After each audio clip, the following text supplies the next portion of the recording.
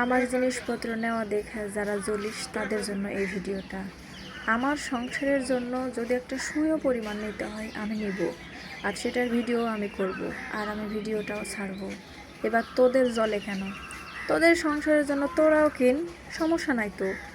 আমার যেটা প্রয়োজন আমি কিনবো, আমাদের কামাই করা টাকা দিয়ে আমরা কিনবো। আমার স্বামী আমি দুইজন উভয়ে মিলে একটা কাজ করি, বা একটা যে কোনো কিছু।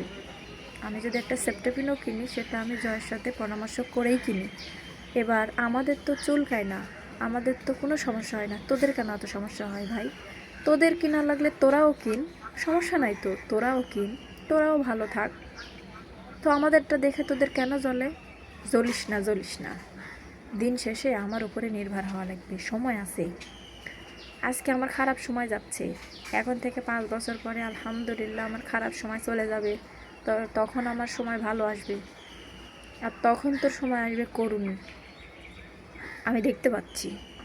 এত বাড়িস না, ঝড়ে ভেঙে যাবি। বুঝতে পারছিস? এই ভিডিওটা কার জন্য করতেছি আমি নাম বললাম না, তবে আস্তে আস্তে সব বলবো। তুই তো বেঈমান, তুই তো বেঈমান।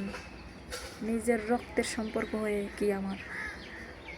তুই আমার যে ক্ষতি করছিস, আমার সাথে তুই যা করছিস তোর সাথে যেন আরেকজনে করে, এটাই আমি বলবো। আমাকে যতখানি আঘাত দিছিস তুই অতখানি আঘাত পাবি, তারপরে বুঝবি যে আমাকে তুই কতখানি আঘাত দিছিস।